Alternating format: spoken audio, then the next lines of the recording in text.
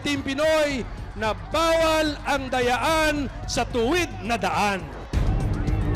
So saan po ang daang matuwid na sinasabi po nila? 4 days before Election Day and political candidates are in the thick of leveling up their campaigns.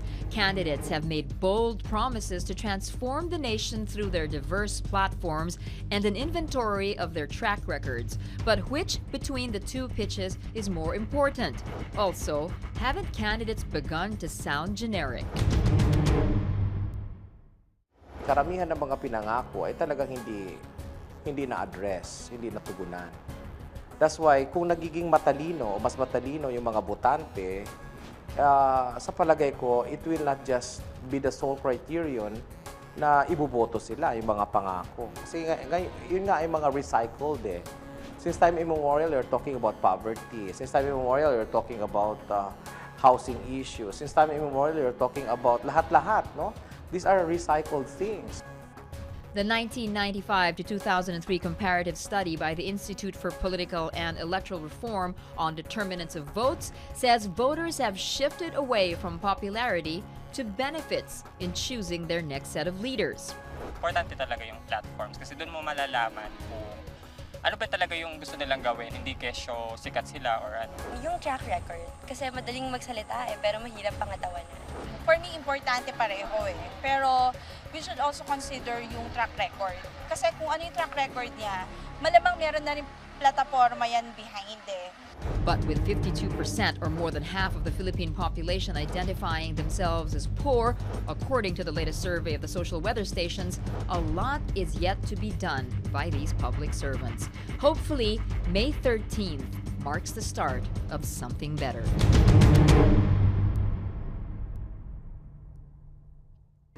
The 2013 midterm polls are shaping up to be an exciting one. I'm Nancy Irlanda, and this is Elections 2013.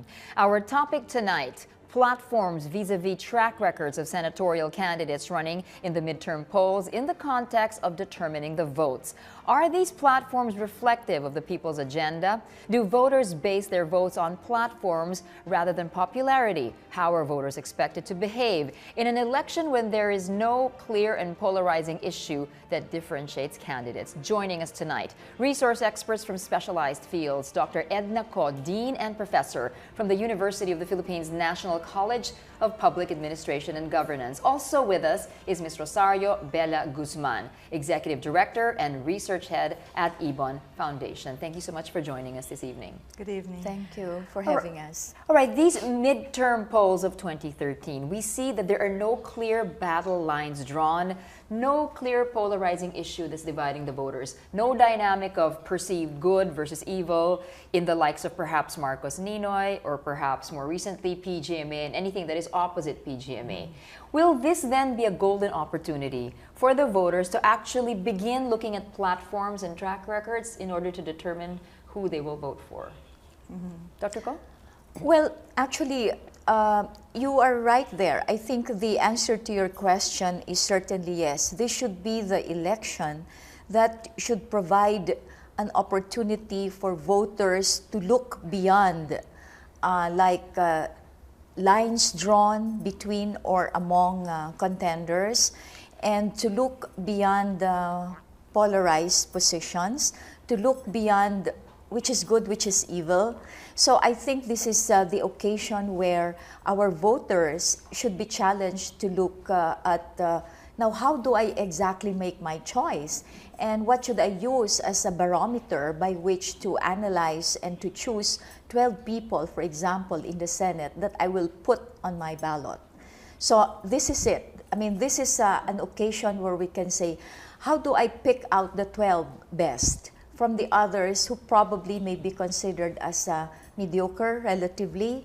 And what measures do I use to say these are indeed the best 12 that I'm picking? All right, Rose B, your thoughts. Even now, there's no more RH bill that's very contentious. Yes. And actually, we have a team that's of the incumbent, but the one supposed to be opposing it is saying that we are not the opposition. We're just constructive. So now it's just an opportunity to look into either their track record, and if they don't have their pronouncements. So that would be the platform.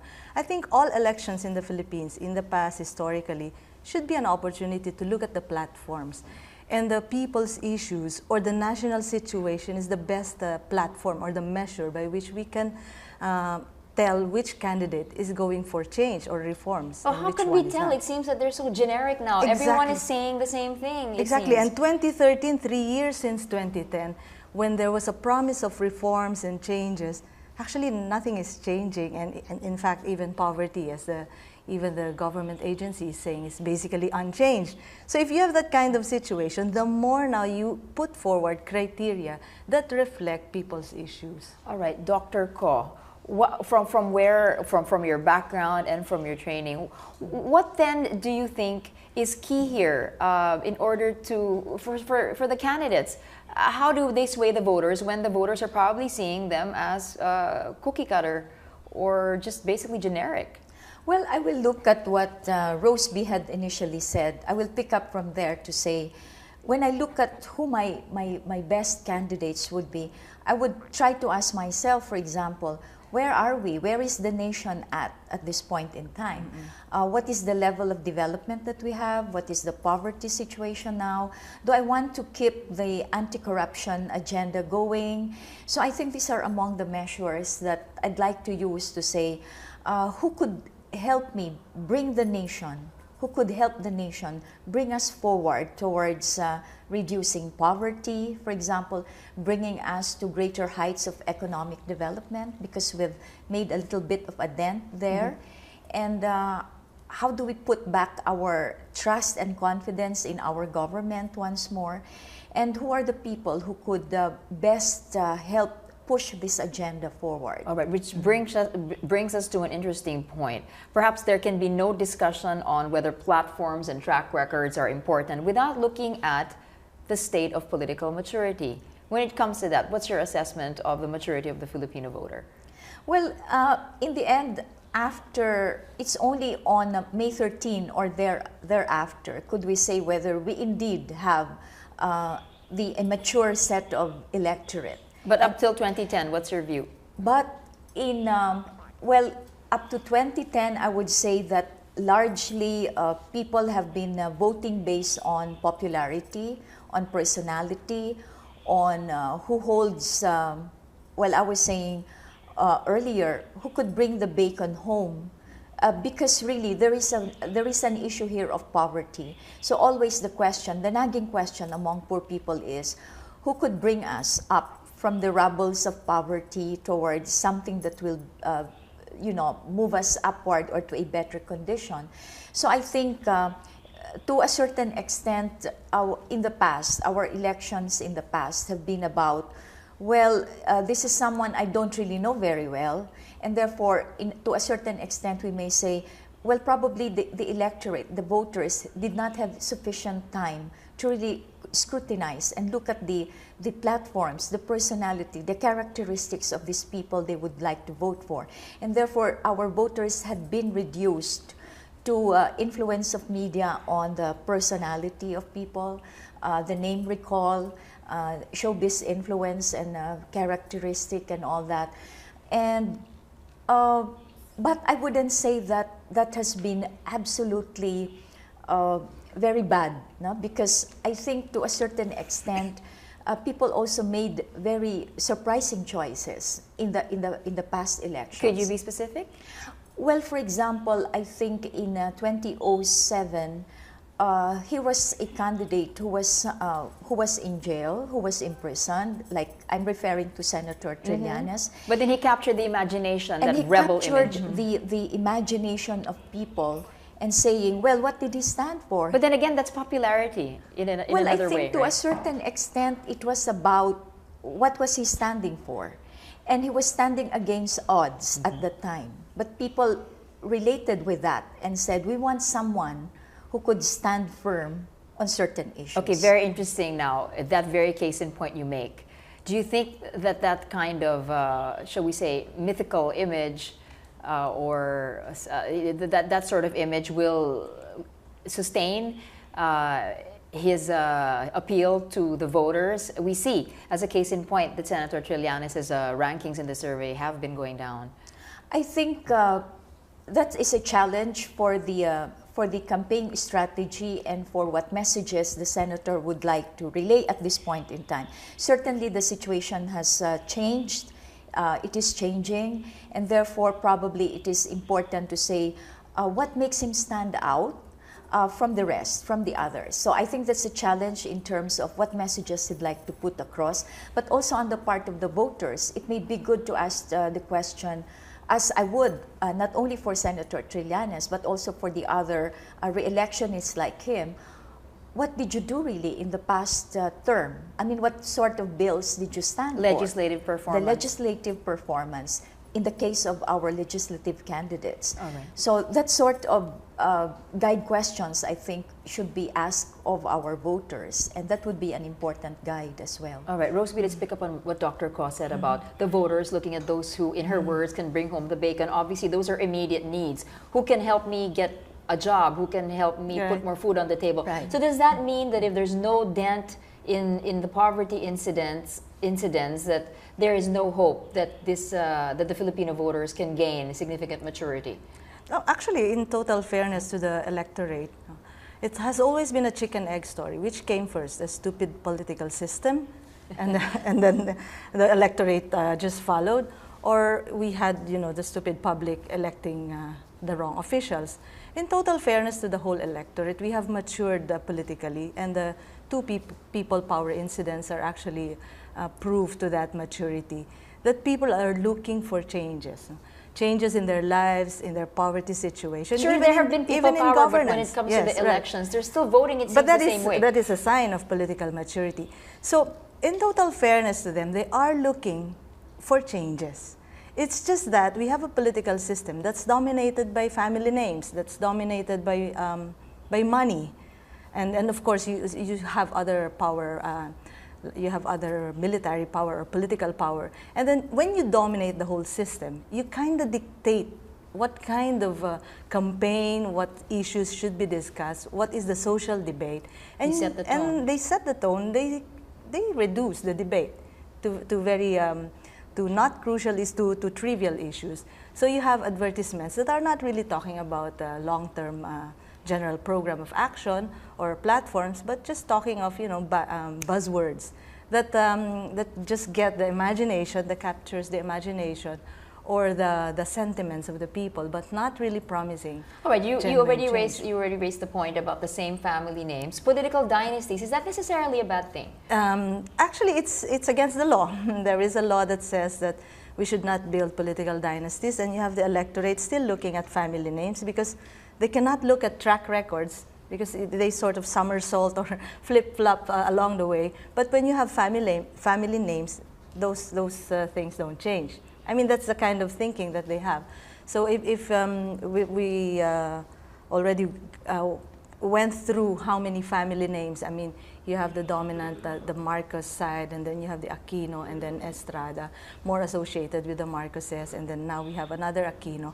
That is sort of a very short history, and the memory of the people will just be on those family names. And if you don't have any choice, you just look at maybe this will take after the father or the mother. So. Right. Well, let's put a period on this whole mini discussion on popularity and all that, and voter maturity. Mm-hmm. Which countries do we look for as models anyway for political maturity? We have, for example, the case of the U.S., where the voters had voted in a former movie star as president. I'm not making a comment about how effective he was, but the point is that a movie star had won as president in the U.S. Are we saying that they're not politically mature because they went for a showbiz candidate? I think many countries have their own types and brand of, the characteristic of people choosing based on popularity as well. They have that. I mean, if you look at the United States, you say the colored people would be more tending toward to vote for Obama, and you say, well, isn't that popularity as well from among those people who are colored similarly, if you may say it that way, but therefore, I'd say that the popularity as a form or as a way of elector or voters' choices is not something distinct or peculiar to the Philippines. Of course, I asked that question Right. of popularity vis-a-vis voter maturity because, as I said, today there are no polarizing issues. Yeah. So we run the risk that the voters might actually just go for who is more popular. That is why we started the talk with setting the criteria. I mean, the people can actually set the criteria right now and use those criteria to allow the candidates to speak about their plans on these criteria. For instance, are you looking are you planning to create jobs, decent jobs, or even to raise wages? These are our problems. So All right. the electorate should push for those issues being discussed in the campaign sorties. All right, we're going to leave this discussion for now before we go to a gap. We'll talk about specific candidates and how they're doing in the surveys later on. After the break, more issues about platforms versus track records. Stay tuned. You're watching Elections 2013.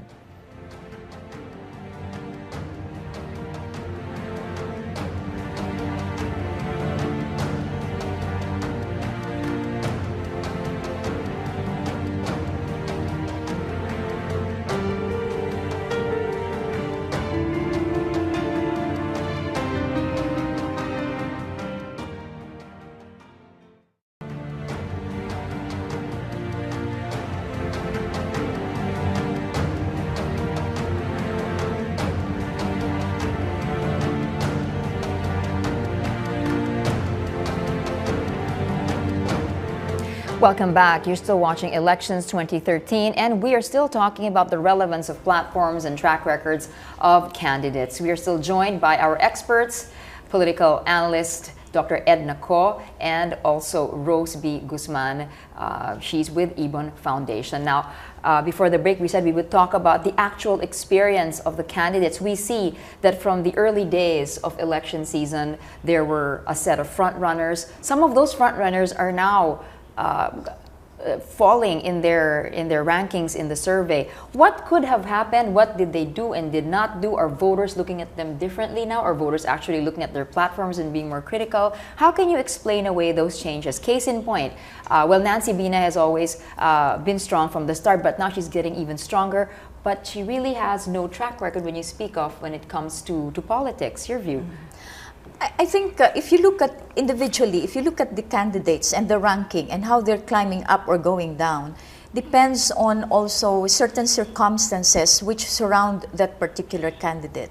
But it is difficult to say what exactly would be the formula or what would be the moving spirit behind all of this. I think we cannot generalize. You have to examine each candidate and say, why is it that, for example, in the case of Binay, she has really gone up dramatically in the survey, based on the survey. I should say that initially it's about the name that she carries, so it's still about name recall. Okay, that should be as clear as day, right? It's transferable from her father, the VP. Transferable from the vice president to the daughter. And if you look at track record, there's nothing there to speak of because aside from being an assistant to the relatives who were in the government, there was no political position previously occupied really, and therefore it goes without saying that there were no bills filed to talk about, no particular programs to talk about. So it's really on the promise of the surname. It's the promise of the surname which I think strikes that. And I think to a certain extent, some voters might be curious about like, what is someone who has that name got to offer? And she's new. And female. And female, I think that must be an intriguing factor for some voters. But then again, I'd like to put a question to the voters and say, what do we want by way of putting our senators there? What do we expect them to have by way of the competency, the track record, and really the agenda?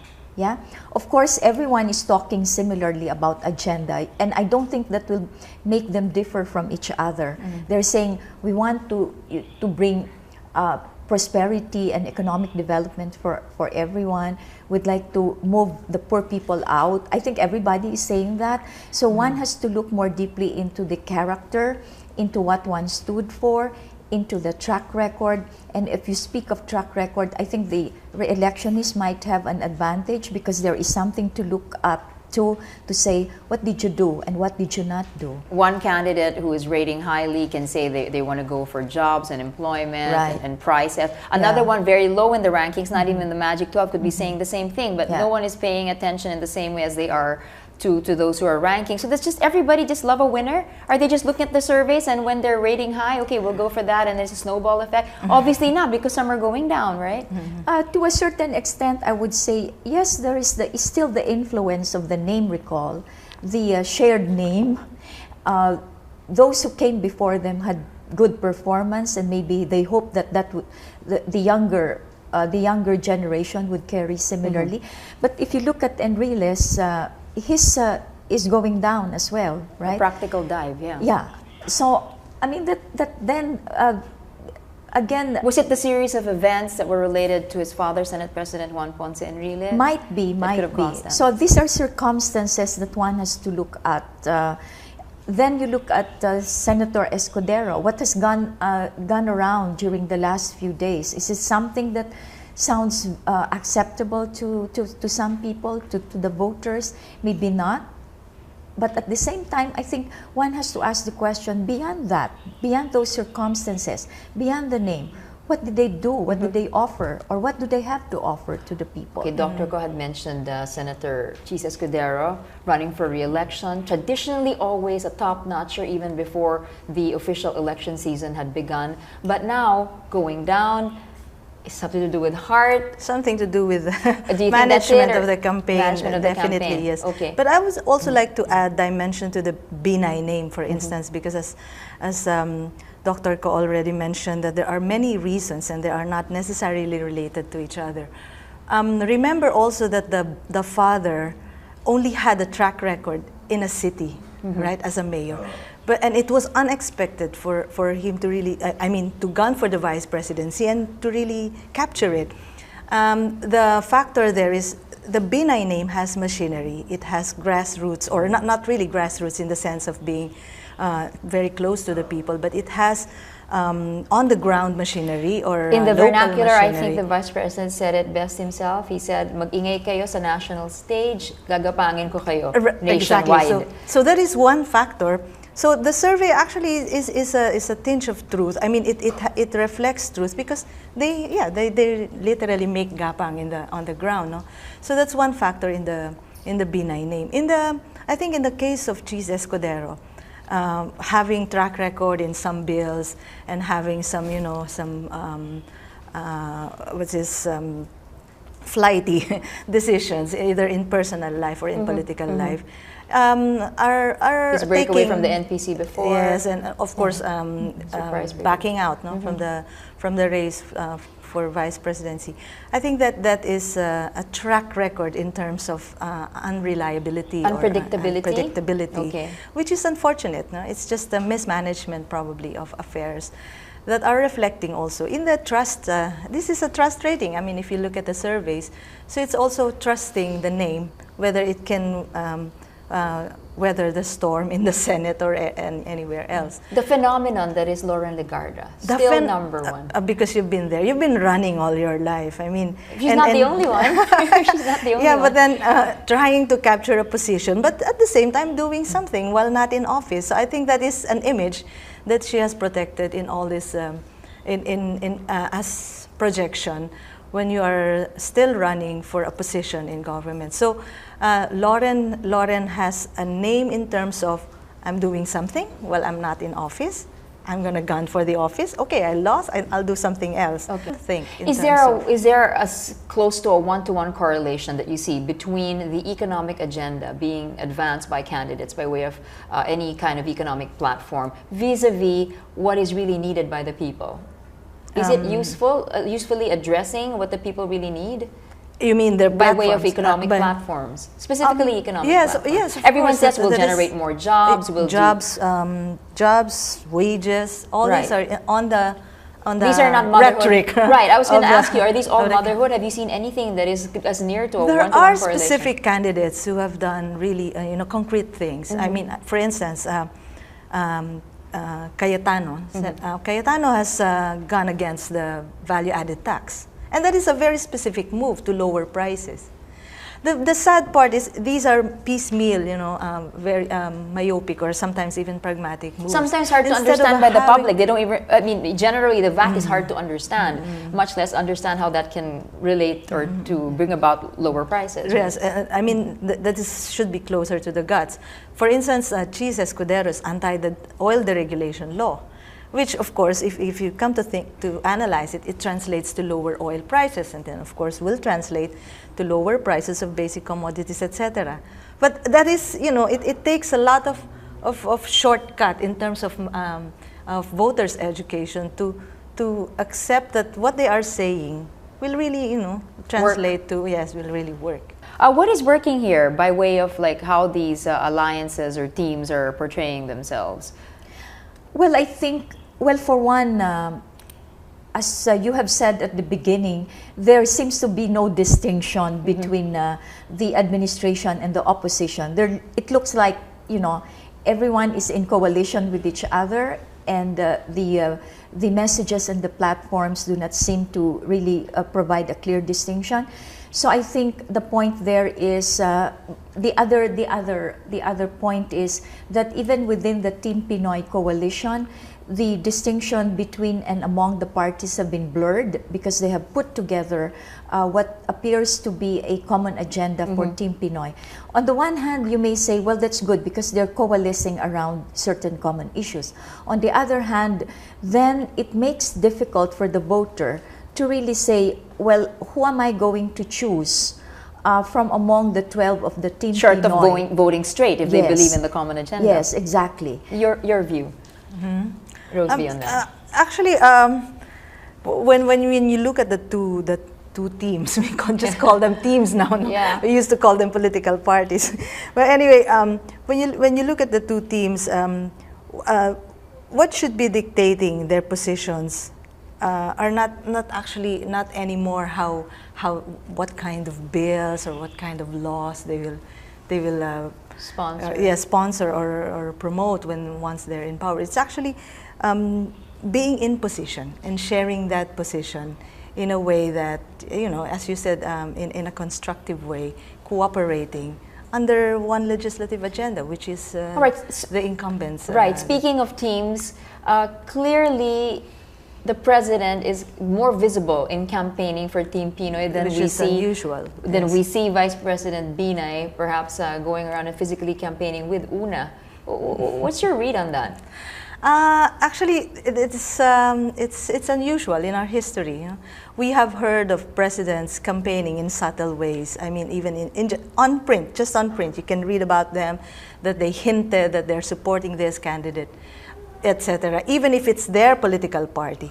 But seeing the president really very active in endorsing candidates is, I think it's an indication of the kind of political system where we are right now, which is, we are here, it's a very dominating system, and it's a very, imposing system. Okay, the flip side to that is we don't see Vice President Binay campaigning as much, physically at least for Una. Is there an end game here, or is this textbook Binay where in the end he'll spring a surprise? I'm beginning to raise a question myself by saying, is it a question of physical fitness? Who's more fit to go around, to move around? Interesting, yeah. Between VP Binay and the president. But the other thing also is, this president is a very passionate person. He does what he wants to do, and he says what he wants to say. I mean, it's something like, probably it's a matter of the kind of person that he is. It's keeping in his character. All right. It's within his character. Right. Unfortunately, that's all the time we have. Yes. We're going to have to leave it. But very quickly. No, but the 2013 is a midterm elections, and it's usually a measure of his continuing popularity or acceptance by the people. So that he should ensure that. Yeah. Right. That's to be expected then. All right. Thanks to our guest, Dr. Edna Co, Dean and Professor from the University of the Philippines National College of Public Administration and Governance, and Ms. Rosario Bella Roseby Guzman, Executive Director and Research Head at Ibon Foundation. Thank you all for joining us tonight. Tune in again next week as we make this vote count. I'm Nancy Irlanda, and this is Elections 2013.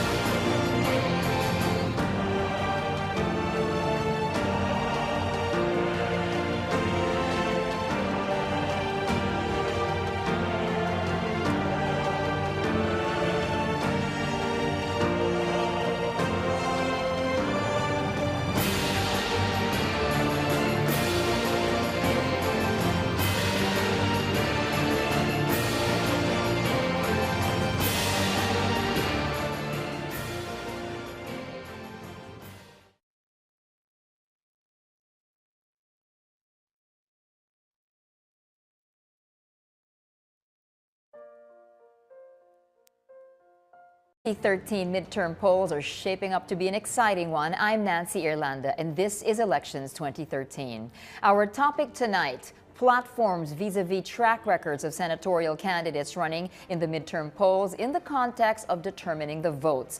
Are these platforms reflective of the people's agenda? Do voters base their votes on platforms rather than popularity? How are voters expected to behave in an election when there is no clear and polarizing issue that differentiates candidates? Joining us tonight, resource experts from specialized fields, Dr. Edna Co, Dean and Professor from the University of the Philippines National College of Public Administration and Governance. Mas matalino yung mga botante, sa palagay ko, it will not just be the sole criterion na iboboto sila, yung mga pangako. Kasi yun nga yung mga recycled eh. Since time immemorial, you're talking about poverty. Since time immemorial, you're talking about housing issues. Since time immemorial, you're talking about lahat-lahat, no? These are recycled things. The 1995 to 2003 comparative study by the Institute for Political and Electoral Reform on determinants of votes says voters have shifted away from popularity to benefits in choosing their next set of leaders. Importante talaga yung platforms kasi doon mo malalaman kung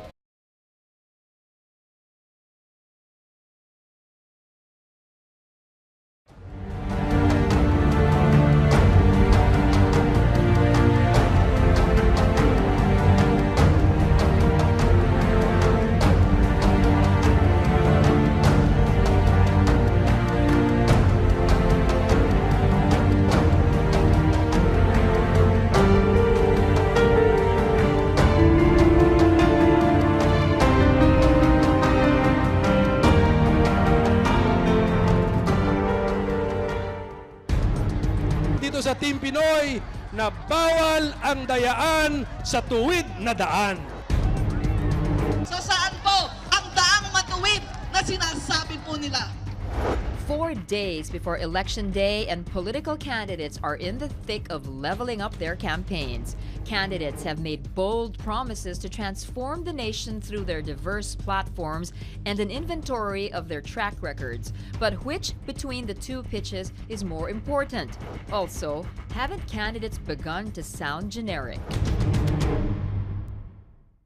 Karamihan ng mga pinangako ay talagang hindi na-address, hindi natugunan. That's why, kung nagiging matalino, ano ba talaga yung gusto nilang gawin? Hindi kesyo sikat sila or ano? Yung track record. Kasi madaling magsalita pero mahirap pangatawanan. For me, importante pareho eh. Pero we should also consider yung track record. Kasi kung ano yung track record niya, malamang meron na rin plataforma yan behind eh. But with 52% or more than half of the Philippine population identifying themselves as poor, according to the latest survey of the social weather stations, a lot is yet to be done by these public servants. Hopefully, May 13th marks the start of something better.